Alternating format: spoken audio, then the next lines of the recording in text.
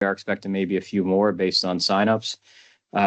So, stay on mute. We're going to post in the chat a a link to submit your questions. So feel free to submit those questions throughout the meeting. I will go off camera here in a second, right, just for bandwidth reasons and making sure we don't have any technical issues as we move forward.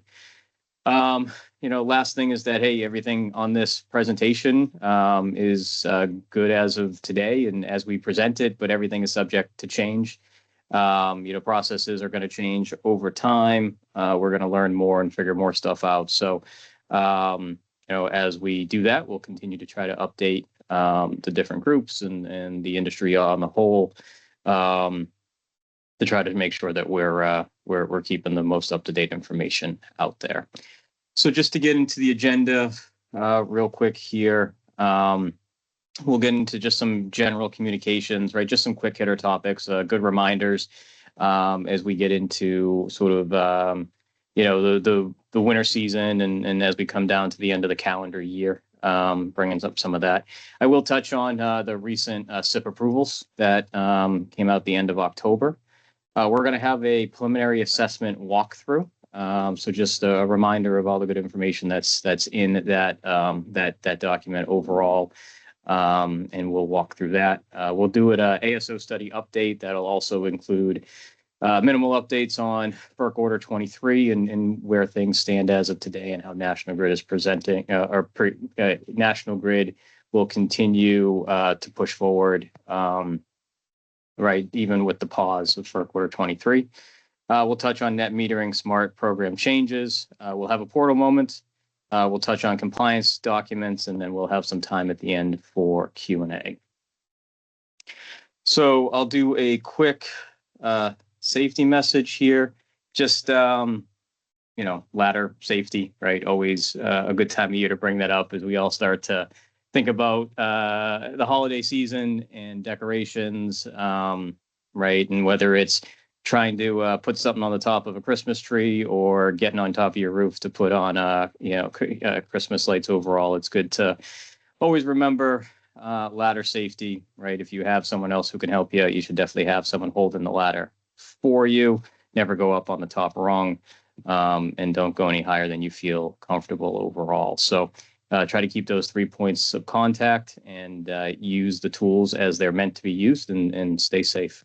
So good luck to everybody as they get into this holiday season and start breaking out all those decorations.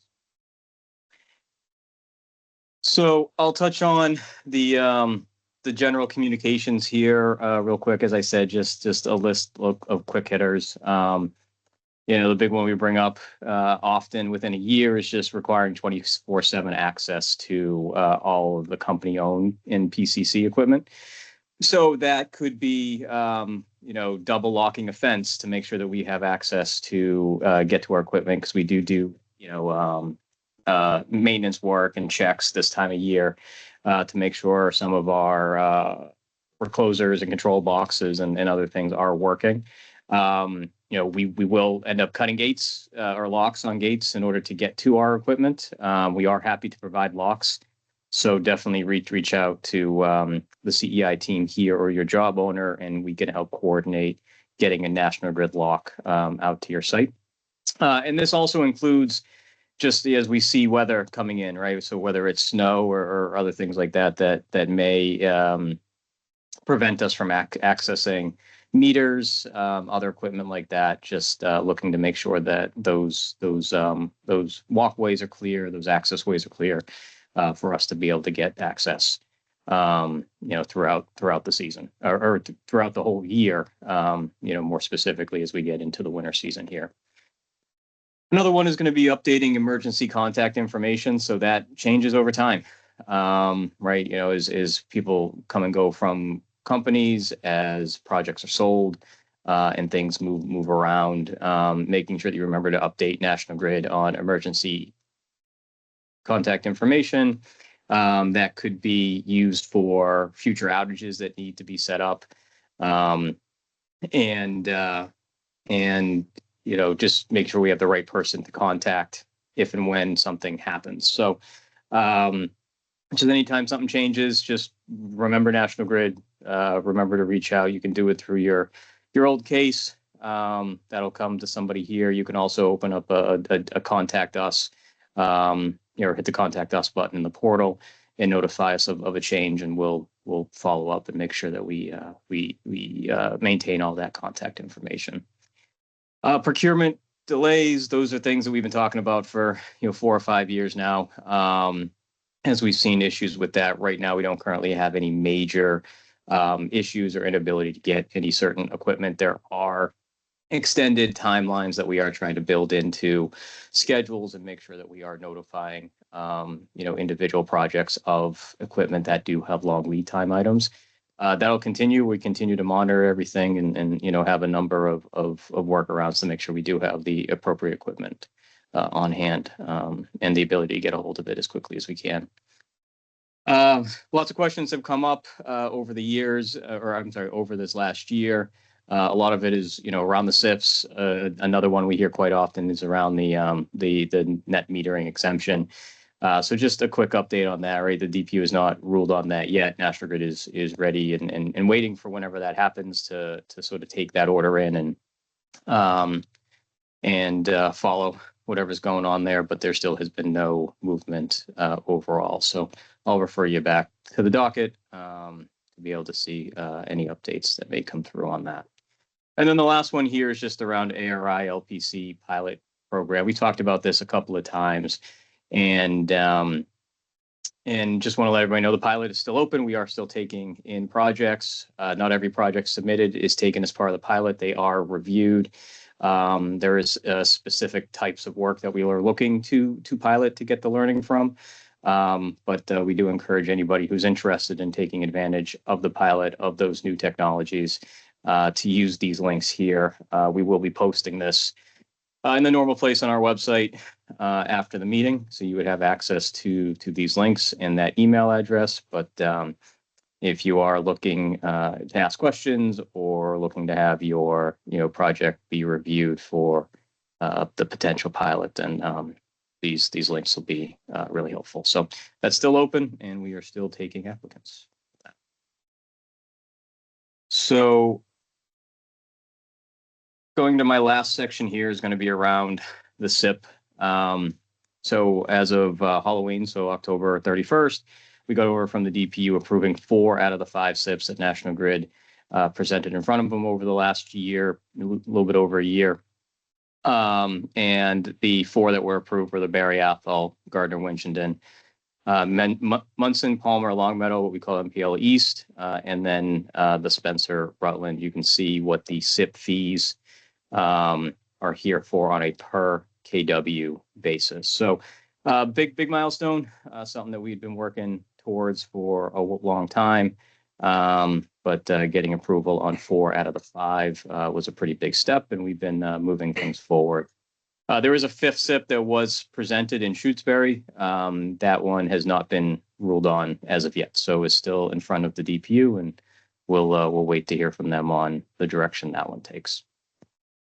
So, what we're looking to do with the SIPs, right, is kind of keep them moving forward as quickly as possible. So we've identified, and assuming that there's going to be some changes on these projects, knowing that they've been on hold for an extended period of time throughout the study process, in addition to the SIP approval process, we are expecting changes. And, so this slide is just a few of the changes that may pop up. It's not an exhaustive list. We encourage, if you are looking to make a change on your project, just to submit that. We will look at it individually. We will assess it on an individual basis and let you know what those next steps are, right? Whether a study is needed, whether it's just a desktop review, how many days, and what the cost of a restudy would ultimately be. So, this again is just a high level list of some of the changes that we see happen most often. One that we're assuming could happen very often here is the need to change out inverters due to the length of time that these projects were on hold pending the SIP approval. So as long as those inverters are SB certified, meet the requirements, right, that should be a relatively easy change. We shouldn't have to restudy that. and would move through that process relative. Other changes, right? We'll review them for whether they're moderate or significant changes.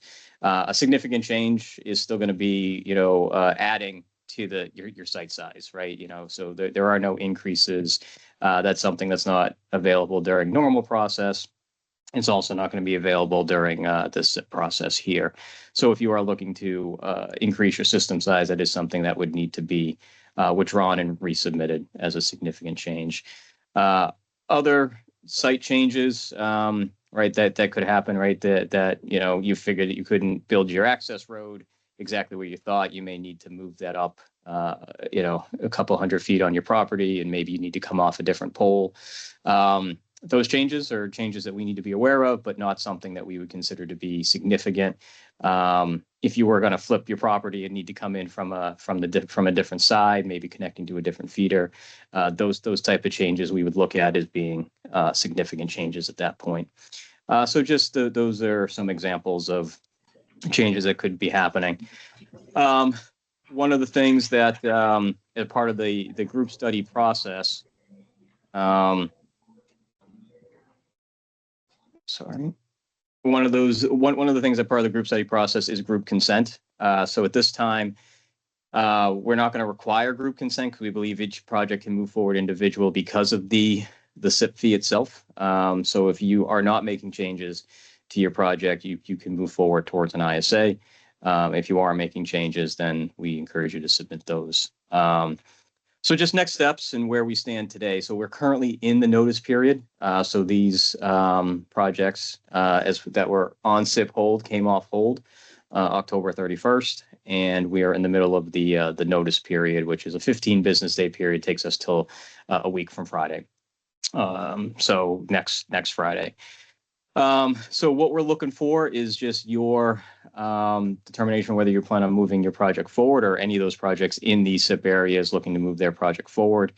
And at that time, we would be looking to be notified if you're planning on making changes or not. We are looking to have any changes submitted by 12/6. So that's about 4 weeks or so from now, or just under 4 weeks from now. So if we can get those changes in by that time, that'll keep the process moving forward as quickly as we can. We'll assess what those changes are and what the next steps are specifically for those. Also, we're asking projects that aren't making changes but have outstanding document revisions to submit those by 12/6 too. So I did mention before in the last slide that we weren't looking to need group consent, but any changes that are going to be submitted after 12/6 will require group consent. So we'll lean back into the group study language there. We do see the potential for timeline impacts if we don't have those type of changes submitted to us by 12/6. Changes will absolutely be taken in after 12/6. It just would require that group consent process. ISA delivery for groups of this size, right, are 30 to 35 business days. So we are, we'll have the 35 business days in order to turn those ISAs around. It's all about what that start date is. Again, if you're not making changes to your project and everything's updated from a document standpoint, right, we would be starting that timeline on 12/6, which would have ISAs delivered to customers, on or around the end of January. So that's the timeline. If there are changes being made, right, whatever restudy is necessary and the length of that process, we wouldn't kick off ISA timelines until restudies are completed and we're ready to move things forward. Overall timelines as part of the SIPs and the execution of the common system modification work is 4 years. Every one of those 4 SIPs has a significant amount of work tied to it, and we are looking to work towards that 4-year time frame all simultaneously. So it'll be a good chunk of work for National Grid to undertake to get all those things moving forward. So we don't anticipate the work being done until that 4 years at a minimum. But what we will be doing is, working through schedules, right, sequencing the work, and then as we are able to allow projects to come online and progress, we will allow that to happen over the course of those 4 years. So it's not just waiting till the end of year 4 and then letting everybody come online all at the same time, right? There will be some thought put into progressing those and making sure that we can connect whatever we can when it becomes available. So that's an update on where we are with the overall SIP process. Happy to take questions. Again, the link in the chat. If you have questions, you can submit through there. But just kicked off the process a couple weeks ago. Now that they've been approved, and we'll continue to try to move these projects through as expeditiously as we can. So with that, I will hand it off to Ben, who will take the screen share and start walking through the preliminary assessment. Thank you, Will. Please let me know if there's any audio issues. We have a second option for audio here, but I'll take over the screen share and get started. We can hear you just fine so far, Ben. Thank you.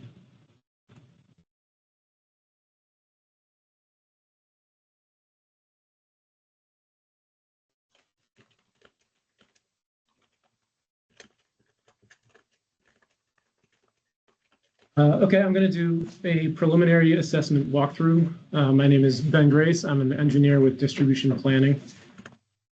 And most of this presentation is going to be looking at the preliminary assessment template itself and talking through it. But first, just a quick slide explaining a little bit. The purpose of the preliminary assessment is to communicate insights on system upgrades and provide a customer decision point for DG operation. What's required for engineering to do our work prior to the preliminary assessment is a one-line, a site plan, and the best data collection that's standard for battery projects prior to starting our analysis. The analysis for the preliminary assessment is a desktop thermal analysis only for the normal system configuration and for N-1 contingencies. Thermal limits are reviewed at the substation level, at the feeder head, and at known feeder midline limiting elements. Excuse me. The preliminary assessment date is an internal milestone targeting 40, 50, and 60 business days for a 100, 125, and 160 business day group study, respectively. And now I will get into the template itself.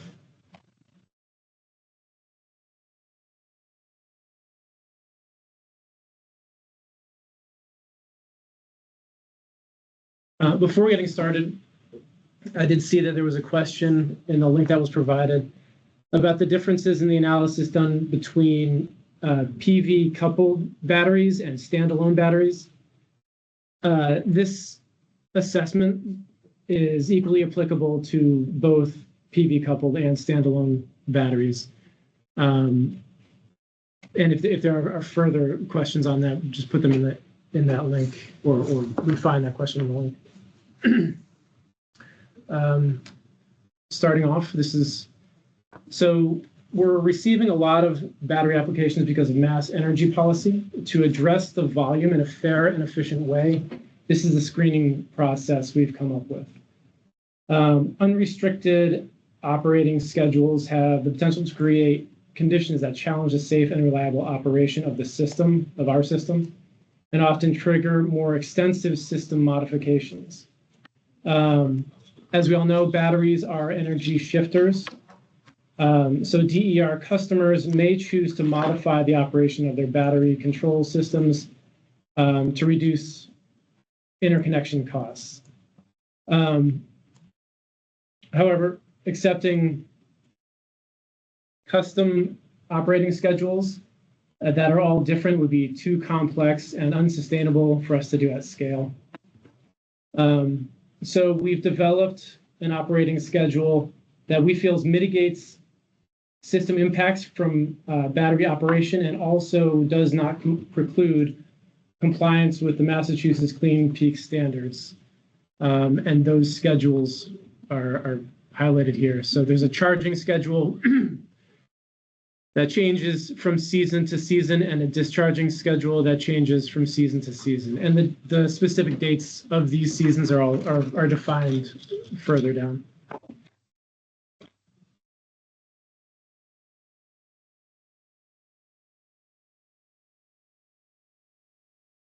Preliminary assessment analysis is a thermal screening, like I said, of two operating scenarios. Unscheduled operation, allowing charge or discharge any time of day throughout the year, and scheduled, restricting the operating schedule to the company's schedule definition. For each scenario, this communication provides a high-level overview of system modifications that have been identified from a nameplate charge and discharge according to the unscheduled and scheduled operating scenarios, and also system thresholds, which when exceeded, trigger those system modifications. The system modifications are, again, thermal impacts only and are not comprehensive. The remainder of the study will involve detailed analysis, which may find additional system modifications. The screening analysis uses an 8760 hour per year analysis to determine seasonal charging and discharging factors that minimize modifications. That 8760 analysis includes load profiles, solar profiles, SyncGen profiles, specific profiles for each element of what's on the feeder to mimic the variability in load and weather during a typical year. It also includes all prior in-queue customer requests.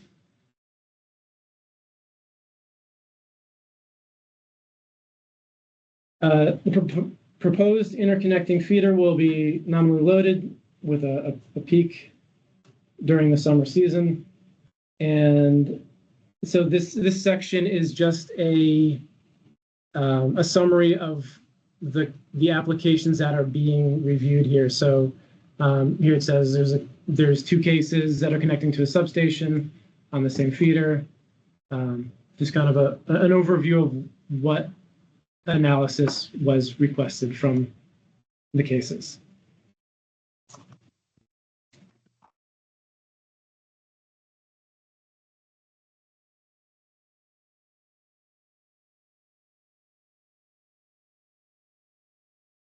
In addition to site-specific work at the point of common coupling, the following, this section lists that there's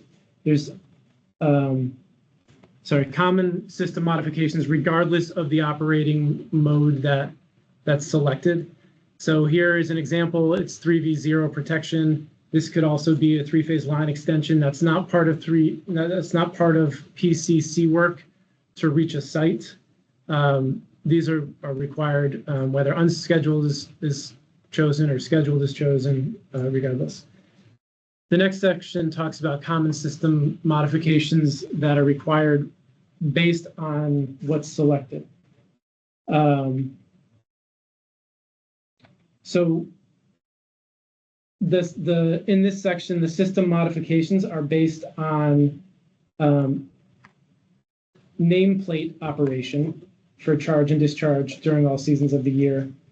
And the table on the following pages that we get into will also provide the system thresholds that trigger the modifications that are listed here.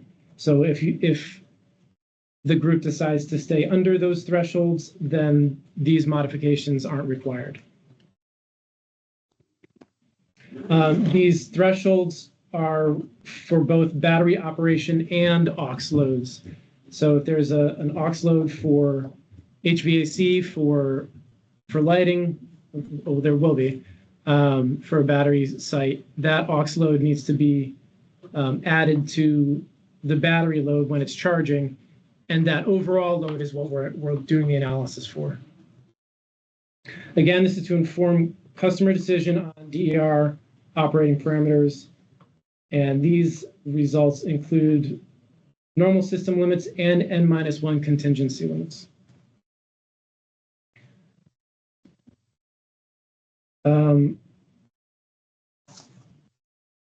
So example of what an upgrade would look like, new substation. And then this next section here is if there's long-term planning efforts that might overlap the work, this clarifies that this system improvement work will be at the company cost.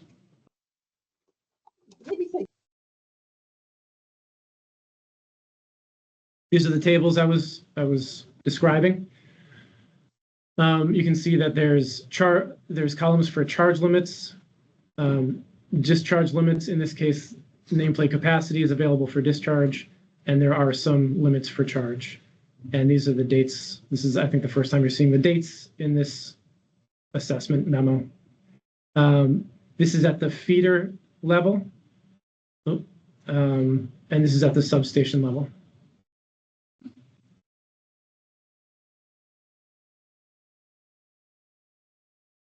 Next, unscheduled operation. It's a similar analysis. This is identifying, maybe a new substation is required. And again, long-term planning efforts that might overlap and the cost implications.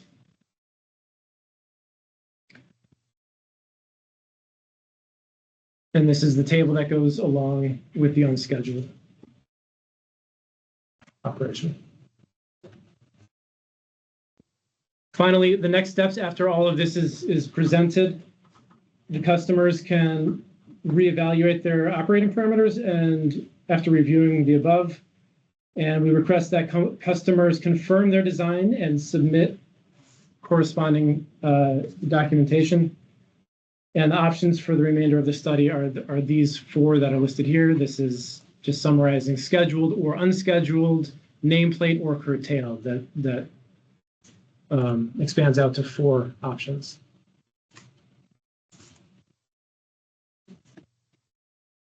This section, the operating schedules that conflict with National Grid's schedule will be studied as unscheduled. That's important to understand. So if it's not charging during the National Grid's charging hours and discharging during our identified discharging hours, if it's a unique site-specific schedule, we will look at it as unscheduled.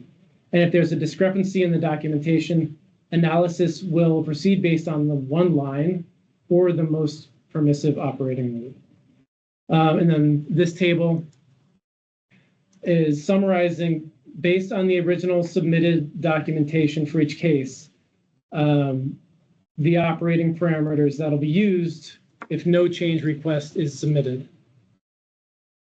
And note that change requests for group studies must include unanimous consent. Will already mentioned that.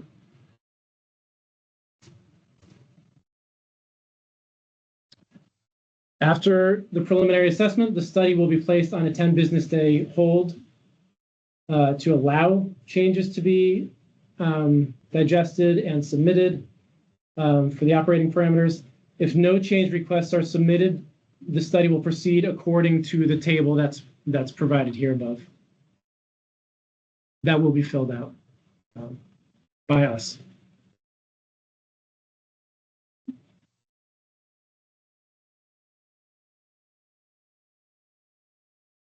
Any desired scheduled operation must state the charge and discharge capacity, hours of the day, seasons of the year, and must align with the National Grid schedule. If they don't align with the National Grid schedule, again, it'll be studied as nameplate unscheduled. And this is an example of what could be submitted as acceptable. The results of this screening will only consider, again, thermal impacts. The remaining detailed analysis that's done as part of the system impact study may identify further modifications. Also,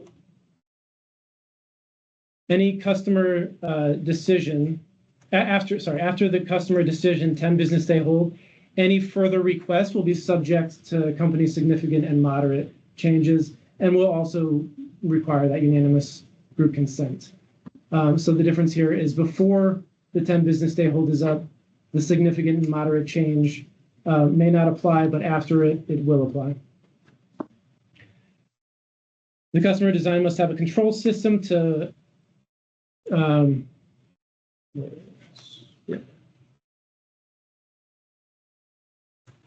The customer design must have a control system designed to implement the chosen operating parameters for review during the study period. The control system will also be witness tested prior to energization of the site. Operating outside of the bounds of the system won't be permitted. After the preliminary assessment, detailed battery ramp rate, voltage, flicker analysis, these will all be conducted. The default National Grid maximum ramp rate is 2.6% per second. And as stated above, further restrictions may surface during site-specific analysis.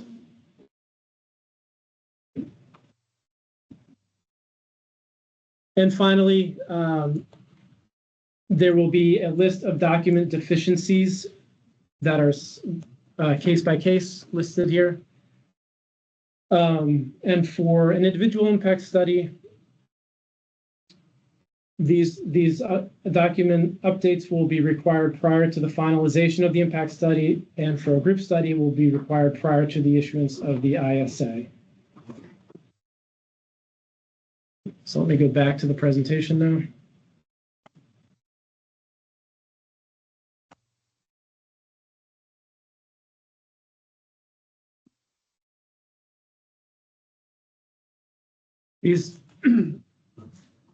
So all of this was already stated, but this is just another summary slide of some important post-preliminary assessment points that I want to really highlight. That there's a customer decision period of 10 business days.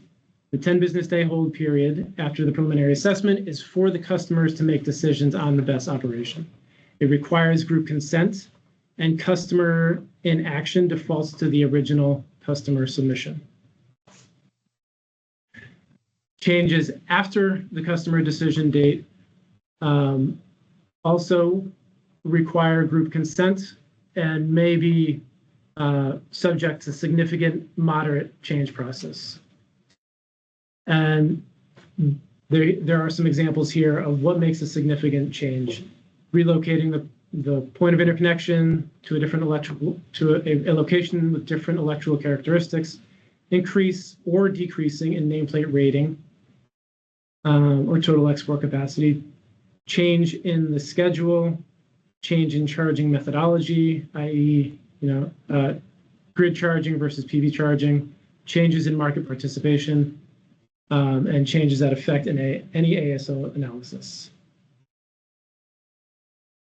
And finally, I think most of this disclaimer has already been stated, but the company's assessments do not include potential constraints on any ASO electric power systems, including the transmission system. So this is just a distribution level analysis. And that's it for the walkthrough of the preliminary assessments.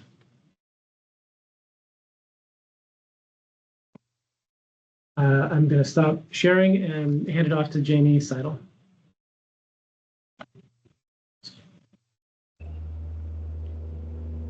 Awesome. Just want to check quick if you guys can hear me okay. We can hear you.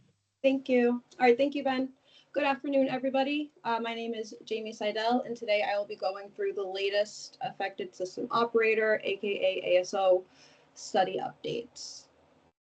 So before I jump into the context shown on this slide, I do want to quickly mention that between August and October of this year, we just wrapped up 4 comprehensive ASO studies and 5 non-comprehensive ASO studies consisting of various projects, and this enabled 5 different distribution group studies to come off that ASO hold and resume towards their study completion.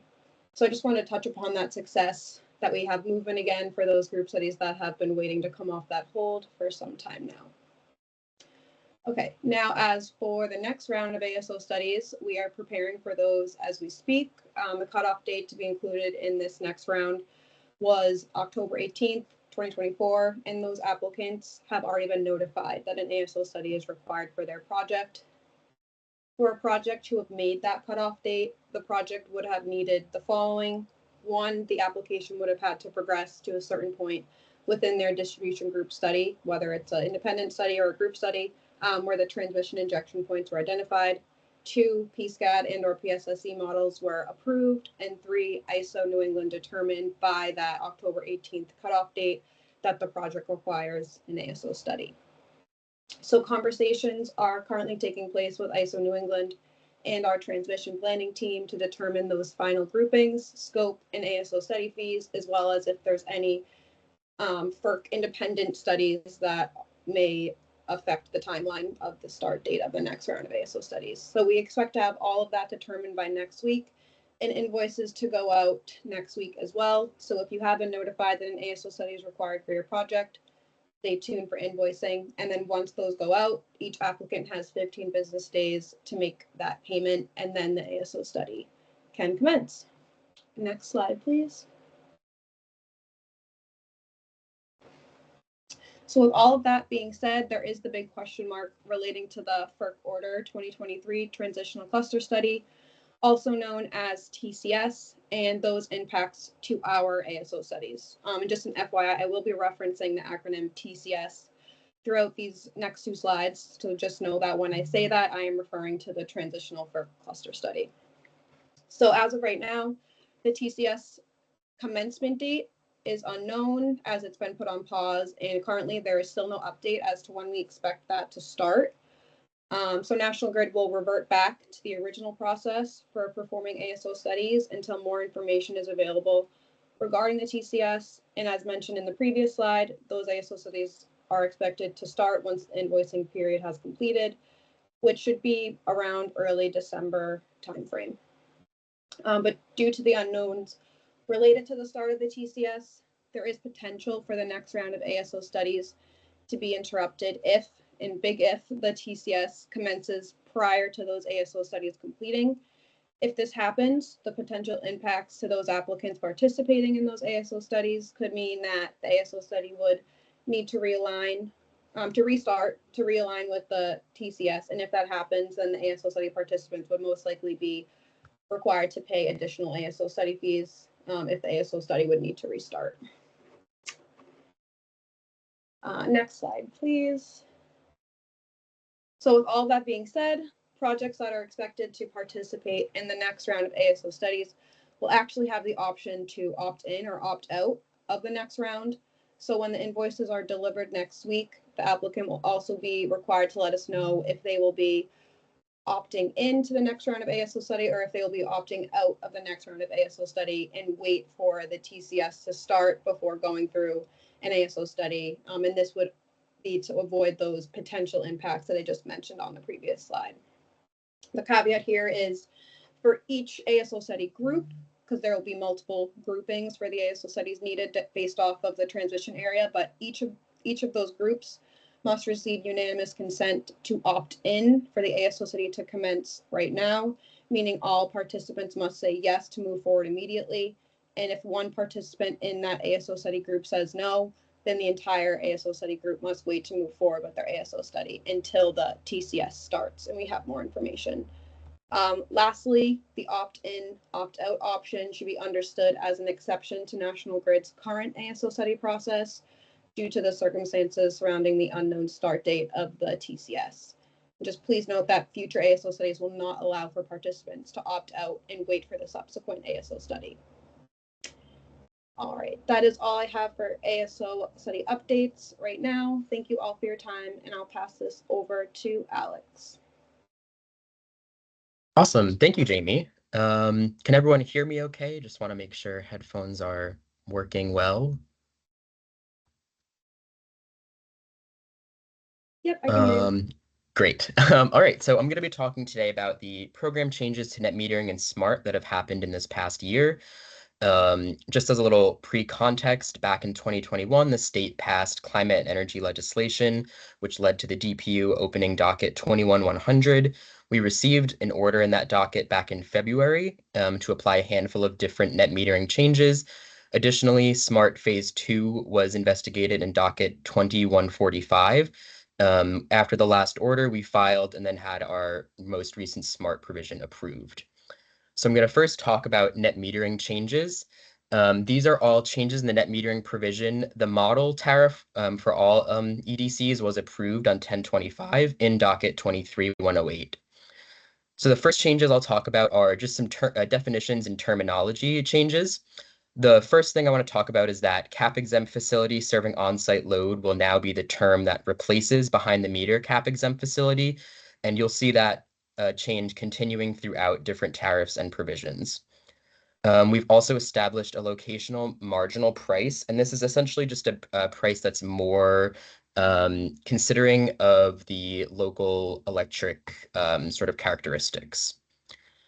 Additionally, nameplate cap-exempt facility has now replaces small cap-exempt facility. The definition itself does not change, but the term that describes it does. So again, that's another change you'll see continuing throughout tariffs and provisions. And then in addition, they added a formal stipulation to the on-site load definition to clarify that an energy storage system does not constitute on-site load. And then the last thing I'll just talk about on this slide briefly is that the standard net metering credit definition has now been simplified. So there are no different exclusions for facility types. We can go on to the next slide. And so crediting is another thing that changed a lot through that docket and the subsequent model tariff. So one thing is that the net metering recovery surcharge is no longer included in the calculation of net metering credits. Additionally, the cash out value for anything above its consumption will be at the avoided cost rate. And so you can see that formula there below.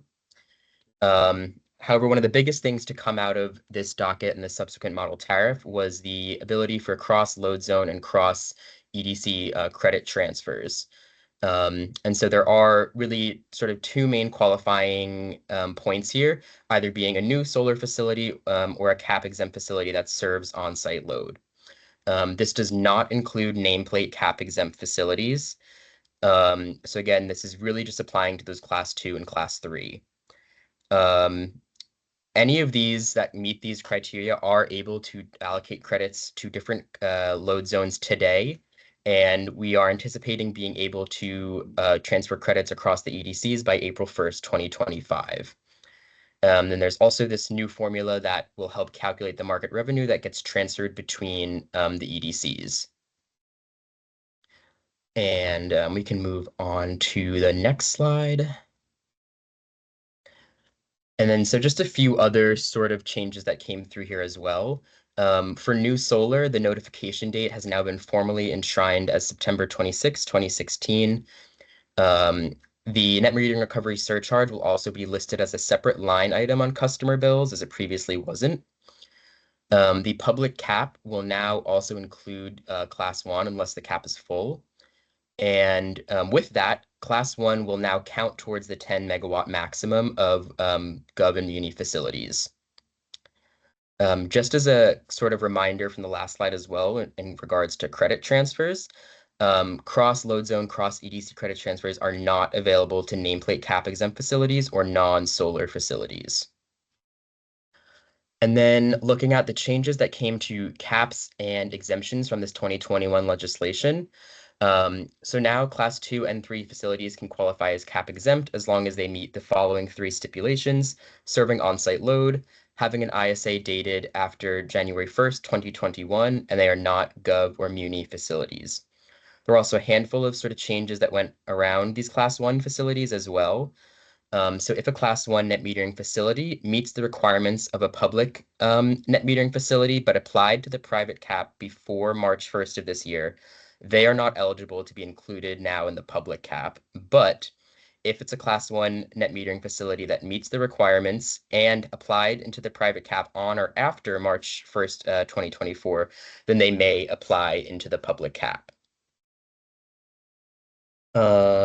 Additionally, Class 1 net metering facilities that submitted an ACA in the private cap prior to that date, but then expand after that date, would also be eligible, and then would be eligible to apply for the entire capacity in the public cap. And then just as another note, Class 1 net metering facilities can only generate market net metering credits for public entities if the entire capacity is within the public cap. And so we can move on to the next slide now to talk a little bit more about SMART. So our SMART current tariff that we use is 1571, but these changes were first enshrined into 1543. So I'm first just going to talk about a few different community solar programs that were initiated through this provision. So the first is for community shared solar. The stipulations to qualify as a community shared solar are that they provide electricity or bill credits to 3 or more customers, that 2 or more of these two anchor customers combined cannot receive more than 50% of electricity or bill credits generated. Not applicable to any facilities with a nameplate AC capacity below 100 kilowatts. So again, this is primarily applying to larger facilities, and it's going to again be based off of that nameplate AC capacity. Looking at the low-income community shared solar, or LICSS, as you will probably see it abbreviated, this is a community shared solar with at least 50% of energy output allocated to low-income customers. The last one is a low-income property STGU, and this is a facility with a nameplate capacity greater than 25 kilowatts that provides all of its generation output to low or moderate income housing. So again, 3 different community solar programs as they look to sort of expand those options through SMART. Additionally, there were some changes to the AOBC payment credit transfer forms. The first big change was that behind-the-meter systems are now eligible for AOBC, so it's no longer exclusive to standalone facilities. Owners or authorized agent must provide a payment credit form with at least 90% of AOBCs allocated to active and valid accounts to receive an FSOQ. You need that FSOQ to complete your SMART application. So again, making sure that you have at least 90% is really important there. And we will not consider any subsequent updates to be complete until they are at least 90% allocated. The owner or the authorized agent may update their AOBC allocations at least 4 times per calendar year and more at the company's discretion. Any processing errors will not count towards this 4 update limit. There are still unlimited account removals, and there are also unlimited account swaps. But the 90% to reach completeness is really the big point for the AOBC payment credit transfer form. And so now just moving on to this last point was about unused AOBCs and AOBC cash outs, which is another big investigation as part of this next phase of SMART. The first thing is that there now has been a formal definition added to the tariffs that we can really identify what that means. But it is important to note that only the owner is eligible to request a cash out. This is not extended to authorized agents. The cash out option still remains at the end of the 12-month period ending in March 31st. But one of the changes that came from SMART this year was that if you have a commercial operation date on or after January 1st, 2021, that cash out will now be at the full unused AOBC value. If, however, your commercial operation date is prior to January 1st, 2021, that cash out is still at the existing original calculation, so no change there. If you're receiving a cash out payment and the AOBC payment credit form you've submitted is less than 100% allocation, the owner is required to submit a revised form that totals an 100% allocation. Again, as expressed earlier, AOBCs are expanded to behind the meter and standalone, and this cash out is the same. We, National Grid, can also offer to allocate unused AOBCs to eligible accounts. So if you do not want to cash out, we can also provide that service. Just again, as a reiteration, the authorized agents are not allowed, cannot elect the cash out. It is just the project owner. Unused AOBCs on any recipient accounts will roll forward each billing period and are not eligible for cash out or transfer. So again, if they're on a recipient account, they will stay there and continue to roll forward. Additionally, if you do elect for a cash out, it does not need to be at 100%, so you can also do a portion of your unused AOBCs as a cash out as well. So those are my big points for the updates to SMART and net metering this year. And now I will pass it off to Dave to talk more about Portal Moments. Thank you, Alex. Good afternoon, everyone. My name is Dave Moyer. I monitor payments coming into my team, so I'm going to be presenting a portal moment today on offline payments. And we define offline payments as anything that is not made online through our portal.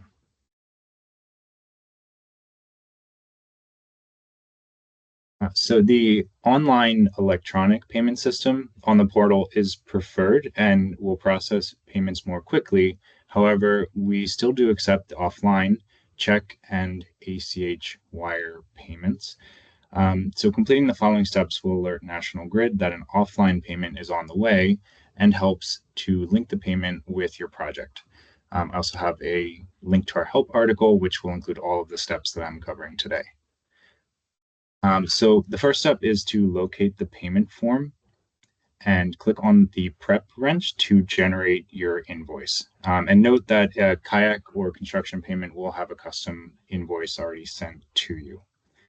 The next step will be to print a copy of the invoice to mail with any paper checks. The case number and invoice number are shown on the invoice and should be included with every payment. So if you're paying by check, you'll include a copy of the invoice stub in the same parcel when mailed. If paying by wire or ACH, just be sure to include that case and invoice number as a note. Next slide. So an example of the invoice stub can be seen at the top here, and highlighted is where you can find the case and the invoice number. So once you have your payment ready, you will upload an image of the payment confirmation to the payment form. Confirmations can include a scanned copy of the check, an ACH wire confirmation, and or tracking numbers. And I'll add an extra note here.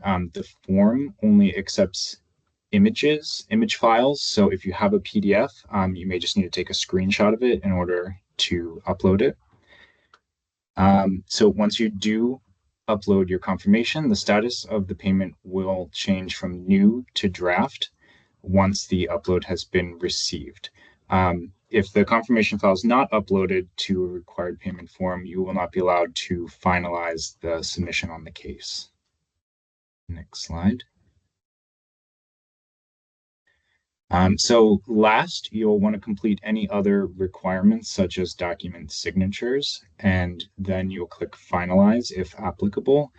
If you have chosen to e-sign any forms, the document gets emailed to the system owner on file after you have completed the payment and after you click finalize. Not all payments take place at a customer decision step, therefore a finalize button may also not be available. If you are sending a wire, the required banking information to initiate the wire payment is included in the help document that I linked to on our website. All interconnection fees are considered non-utility payments.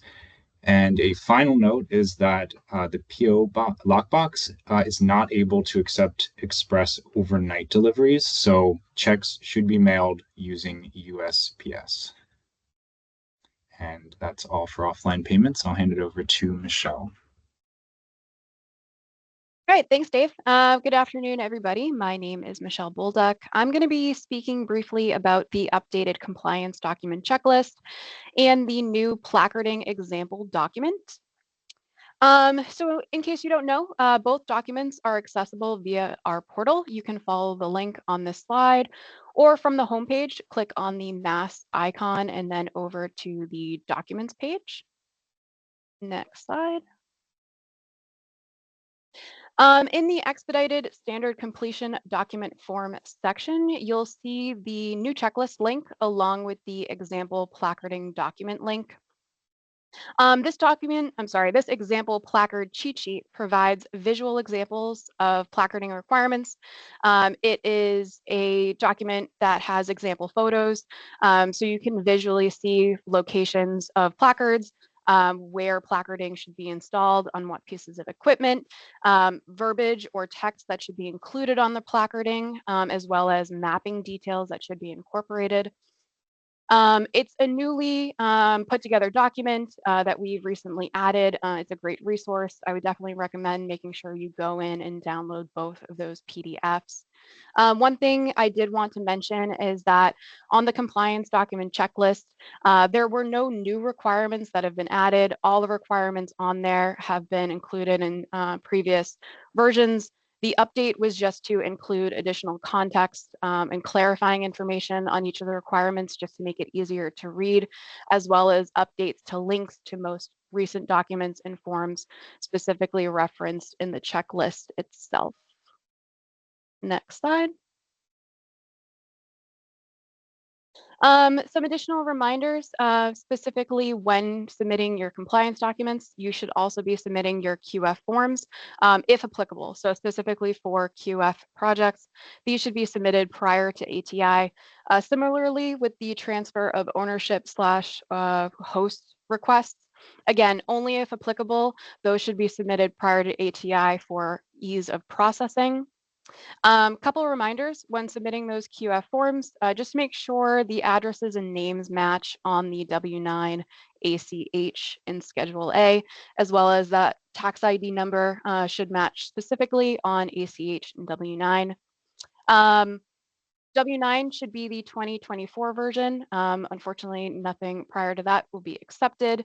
And then lastly, the phone number on the ACH authorization form should be a direct number, meaning it shouldn't go to like an operator or a business directory with an extension, as we need to make sure that we can contact that person directly to confirm information before setting up the customer to receive QF payments.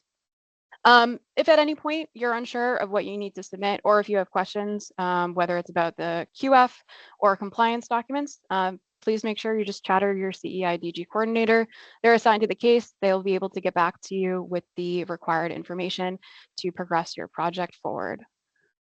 And on that note, I will pass it back to Will for our Q&A segment. Thank you, Michelle. All right, so we'll jump into the questions here. So I'll have the link posted again in the chat for the questions. So as we're going through these, if you do have questions, a lot have popped up through the course of the presentation. So we'll start to address those. And if any more come to mind, please submit them through. I don't know that we'll get through all of them. Some of them are a little bit more specific. So we will be trying to reach out to individuals who are submitting the questions that are more specific and clarifying with them and getting back. So not everything will be brought up here in this more general forum, but we will do our best to answer all questions. And then we will be putting together an FAQ doc that will be posted in the same place as this presentation recording and the slide deck itself. So what we'll also post in here is the link to where to find this online when we get it posted. So give us a couple days to get the recording up and the slide deck, and then a few more days after that for the FAQ doc. But we'll get that link posted in here in the chat. That was one of the questions. So I'll kick things off. Right. So one of the questions that I think we get quite often here, right, that kind of came through is how's the applicant or how the applicant can expedite the process. We do acknowledge, right, that the process does take a while. There's a number of steps. Some of those steps do take a long time, from ASO studies through group studies. We do try to keep things moving forward as best we can. I can tell you that we are looking at all these steps internally and as part of the review groups here in Massachusetts, to try to find ways to keep the process moving, decrease times where we can. We have seen some success in pulling projects out of group studies, helping smaller projects avoid ASO studies. So that is stuff that's happening on an everyday basis. It doesn't work for everybody, unfortunately, right? So, different areas have different levels of saturation, different issues that we're trying to address, different queues overall. So we aren't able to do it every time, everywhere, but we are doing it where we can and doing our best to pull projects out and circumvent steps of the process where we can, or truncate portions of the process where we can. And we'll continue to try to do that as we look for ways to make sure, the processes are streamlined as best we possibly can, going forward. So just to address that real quick, I'll get things going. So Ben, for you, first question. I think you covered it in the presentation. I just want to give you a chance to add anything else that may come up, right? But can you clarify how BESS components are elevated during the preliminary assessments, particularly for systems coupled with PV? Are there any additional assessments or unique review stages for standalone BESS applications? Yeah, I mentioned in the presentation that both of those flavors of BESS are covered under the result of the preliminary assessment. So both of those types of project owners would have to make a decision during that 10 business day decision period based on what is given there. So. Yep. Thank you, Ben. All right, so there's a number of SIP related questions that I'll try to group in here and rapid fire them. So one of them is just, is there going to be a schedule of milestones within the 4 years? I had mentioned that the execution timeline of these SIPs is a 4-year timeline from the order. So we do and have started putting together a schedule for that work. There's obviously a number of parts that feed into that, as I explained, right? We do have a notice period going on. We are going to have potential changes, the possibility for attrition. So we'll see how all that plays out. But once we get to the point where we do have signed ISAs, we do anticipate having a sequenced type schedule that we are going to be able to share for those SIPs. And that question continues on to ask around a payment plan, right? And whether the payment plan would look different for the SIP. Those are internal discussions that are happening right now, knowing that we could potentially be delivering ISAs towards the end of January, right? We are having those active conversations internally to make a determination on, what is the appropriate way to collect money in these SIP areas. So if we do get to that point, we will share that as part of the ISA and what the payment plan would look like in the ISA. As of right now, there is no change, right? So right now it would be 60 days after the execution of the ISA, the first payment would be due, and at this time that's still a 25% payment. So if and when that does change, we will communicate that. We will include that in the ISAs for the SIPs.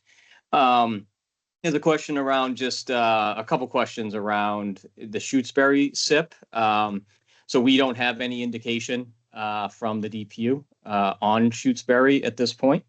So to us, it's just pending decision, and we are, not making any assumptions at this point. So if and when we do hear about Shutesbury, we'll share that, and we'll move forward from that point. And then the other question was just, why was Shutesbury separated from Barry Athol SIPs in that case? And the common system, the easy answer is the common system modifications were different between those two areas, and how we looked at it. And what we're not trying to do is expand scope any larger than it needs to be. So as projects in each of those individual areas contributed to common system modifications, right? That's how we studied it. That's how we looked at it, and ultimately how we filed those SIPs separately. And then one more question around the SIP is just how's the SIP fee in Gardner-Wynne affect the upcoming O2 group study? So we actually have follow-on group studies in each one of these SIP areas.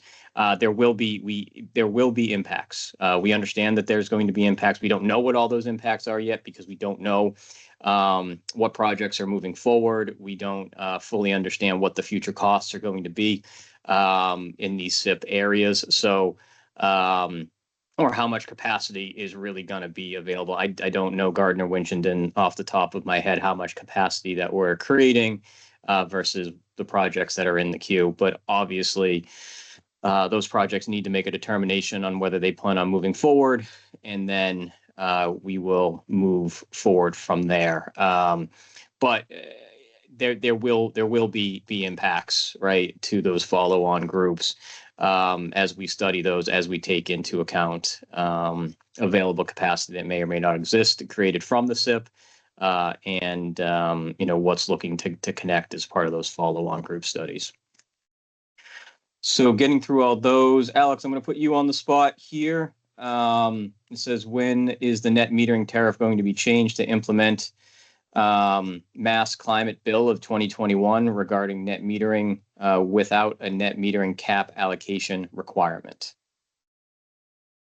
Yes, great question. So as I had alluded to in the original part of the presentation, the model tariff was approved on October 25th of this year.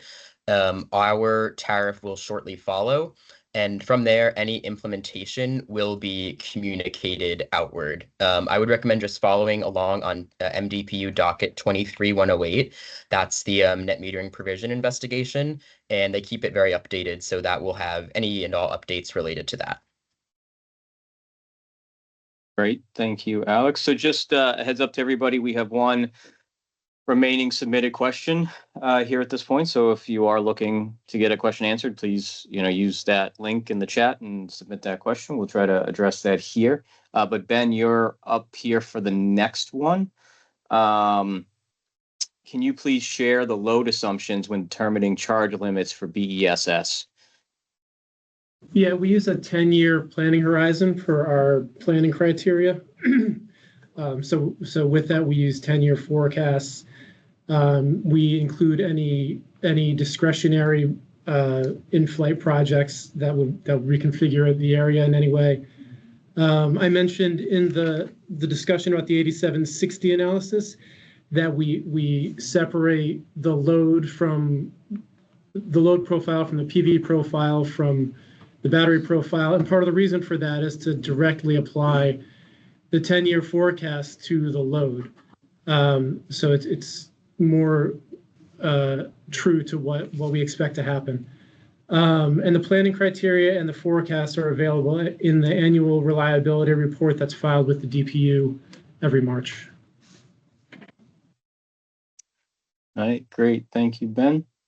All right, so as I mentioned at the beginning, right, there are a couple questions in here that we have logged. So if we did not answer your question, we felt as though it would be more appropriate to answer individually, and we will reach out with the contact information that you provided and follow up there. And again, any other questions, as I am stalling for a second to see if anything else is going to be submitted through.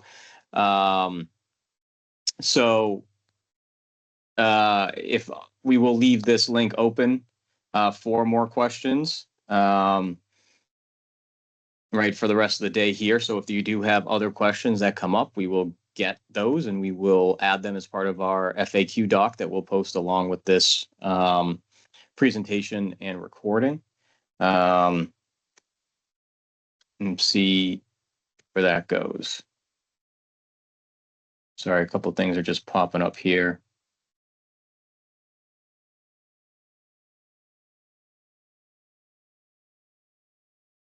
So there's a question around ARI.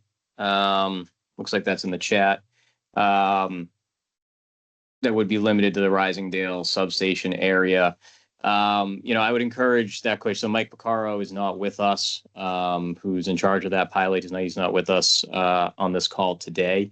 So I don't know if it's been limited to that area. I know that the pilot is still open. They are still looking for opportunities, and they are reviewing opportunities from across the state. I'm not quite sure if they are limited specifically to Risingdale out west or not, but that link is in that slide, that early on slide, to be able to send a quick email to Mike and his team to follow up on that. And we'll try to get an answer for the FAQ doc on that.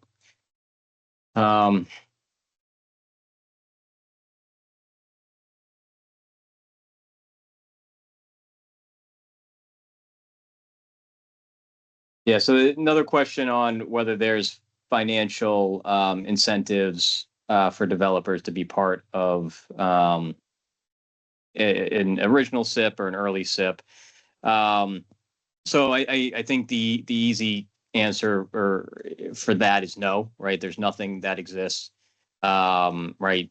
Depending on when you join a SIP, right? Those SIP payments in the future are subject to change as costs are reassessed and actuals are seen. So there could be changes for future projects on those SIP fees that would go up, right? So an early adopter or early participant in the SIP would get that fixed cost that came out of the recent orders or future SIP orders. So there is a benefit there, but there's no incentive per se as part of that. So I think that's the quick, easy answer on whether there are incentives for being first participants in a SIP.